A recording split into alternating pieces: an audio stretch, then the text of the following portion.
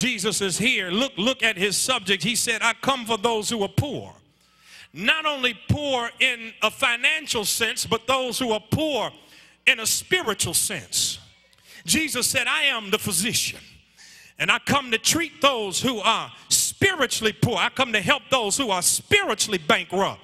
The Pharisees and Sadducees didn't understand this. In the next chapter, you'll see them criticize Jesus because he's hanging out with known notorious hoodlums and thugs. You'll see them criticizing Jesus because he's reaching out to those whom they had shunned away from their circle. They criticized Jesus, and his reply was, it's not the well who need a doctor, but the sick who need a physician. Jesus said, you got to understand something. So there in the synagogue, he had to transform their thinking as to really what the church was about. The church is a hospital, and anytime you in a hospital, there's some sick folk, there's some wounded people, there are some bruised individuals, there's some people who need, this sanctuary is a recovery room. And if the truth be told, all of us up in here got some issues. If the truth be told, all of us are up in here on a Sunday morning because there's some stuff we still dealing with, and we need Jesus to fix it for us. We know we better not miss some church because this is our chemo. We know we better not stay out too long because this is our therapy. We know we better get to church because this is my recovery. And if I happen to stay out too long, my issue might go back into remission. If I stay out too long, I'm liable to relapse. Is there anybody up in here want to be real with me? Can I preach in this house?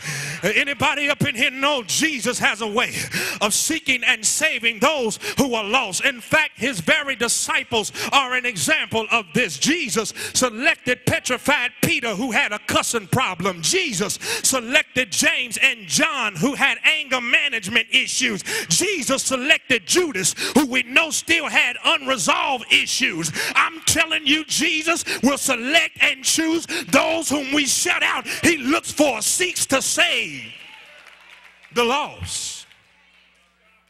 Jesus is not just a normal physician, but he is in fact a specialist. Jesus not only treats the body, but he treats the heart, mind, body, and soul. He's a specialist. We see the subjects of the physician, but then look at the service of the physician. Because Jesus said, I come to minister to the total man. First he says, I am Christ, the cardiologist. He said, I come to those who are brokenhearted, those who've been wounded by life. And if you've ever lived for any amount of time, you can't go through this life without being brokenhearted. You can't live in this life without somebody breaking your heart.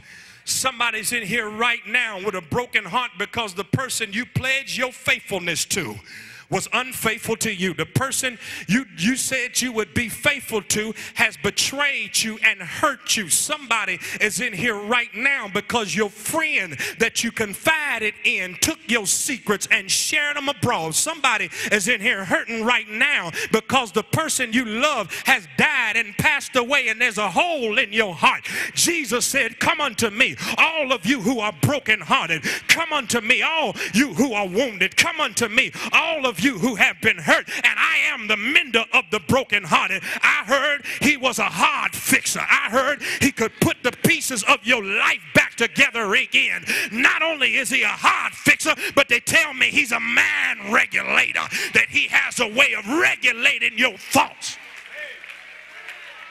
We see Christ the cardiologist, but finally look at Christ the Nazarene neurologist.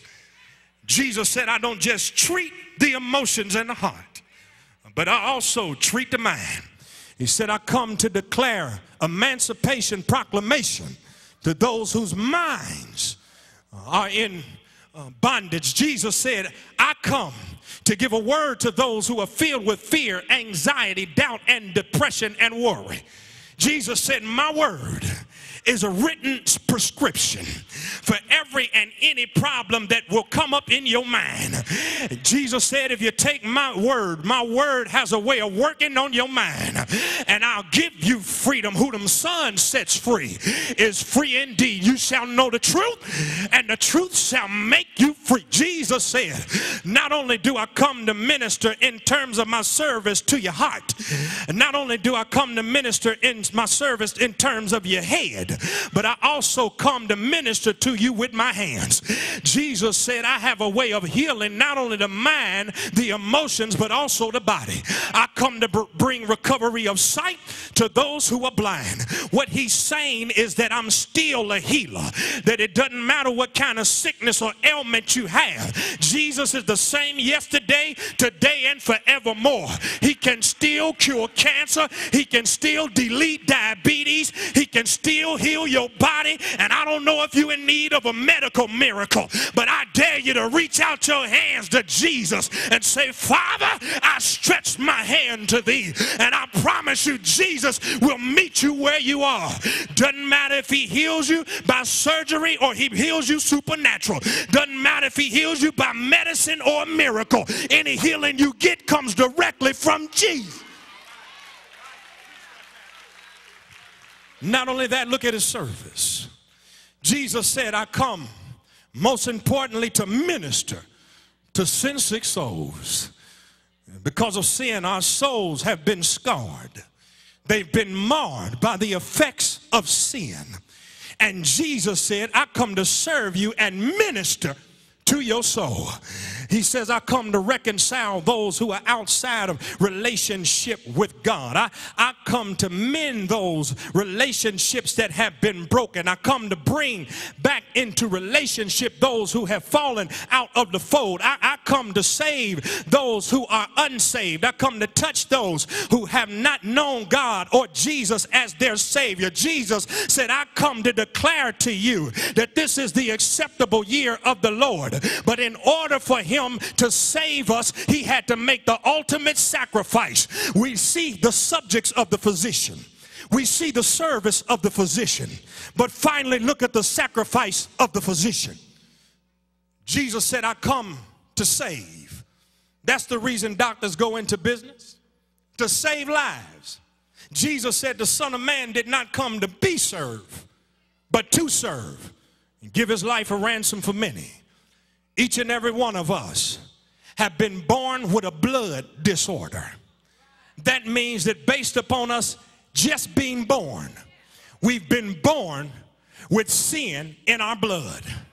That means that in Romans chapter 5, that when Adam sinned, one man's sin brought sin into the world.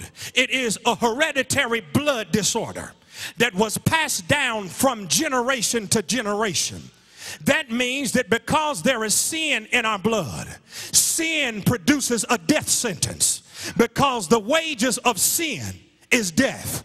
And the only way that sin can be removed is that there be some shedding of blood, because without the shedding of blood, there would be no remission of sin.